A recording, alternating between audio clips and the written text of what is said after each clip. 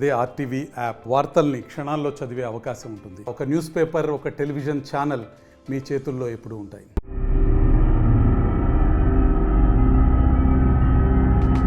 AP రాజకీయాల్లో రోజు రోజుకు కీలక పరిణామాలు చోటు చేసుకుంటున్నాయి. కూటమి ప్రభుత్వం ఏర్పడిన తర్వాత రాజకీయ ముఖ చిత్రం మారుతోంది.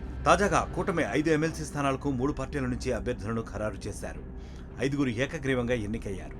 అయితే పదవీ విరమణ చేస్తున్న యనమల తన రాజకీయ భవిష్యత్పైన స్పష్టత ఇచ్చారు.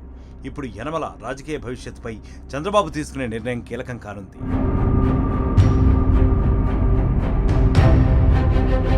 ప్రస్తుతం శాసనమండలి సభ్యుడిగా ఉన్న యనమల మరికొద్ది రోజుల్లో పదవీ విరమణ చేయనున్నారు. దీంతో యనమల భవిష్యత్ ఏంటనే చర్చ మొదలైంది. టీటీడీ ఆవిర్భావం నుంచి పార్టీలో కొనసాగుతున్న యనమల అనేక పదవులు నిర్వహించారు. 6 సార్లు వరుసగా ఎమ్మెల్యేగా ఎన్నికయ్యారు. 2 సార్లు ఎమ్మెల్సీగా పనిచేశారు.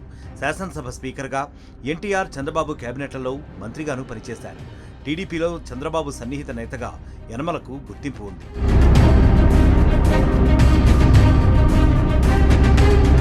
యనమలకు ఎమ్మెల్సీ పదవి రెన్యువల్ కాలేదు. ప్రస్తుతం ఆయన కూతురు దివ్య, బియ్యంకుడు పుట్టా సుధాకర్ యాదవ్ ఎమ్మెల్యేగా ఉన్నారు. అల్లుడు మహేష్ కూడా ఏలూరు ఎంపీగా ఉన్నారు. అయితే తాజాగా ఎమ్మెల్సీల ఖరారు వేళ యనమల నుంచి చంద్రబాబు ఫీడ్బ్యాక్ తీసుకున్నారట. ఆ సమయంలో తనకు మండలిలో 2 సార్లు అవకాశం కల్పించినందుకు కృతజ్ఞతలు చెప్పారట. మరో అవకాశంపైన ఆసక్తి లేదని క్లియర్ కట్గా చెప్పారని తెలుస్తోంది.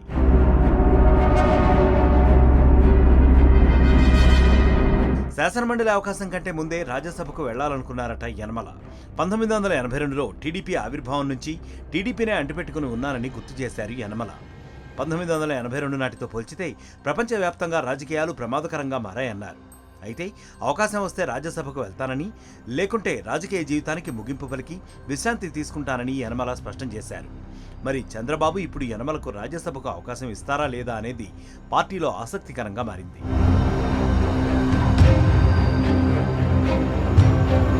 మరిన్ని వీడియోస్ కోసం ఛానల్ ని సబ్స్క్రైబ్ చేయండి. లేటెస్ట్ అప్డేట్స్ కోసం వాట్సాప్ ఛానల్ ని ఫాలో అవ్వండి. ఆ లింక్ డిస్క్రిప్షన్ లో ఉంది.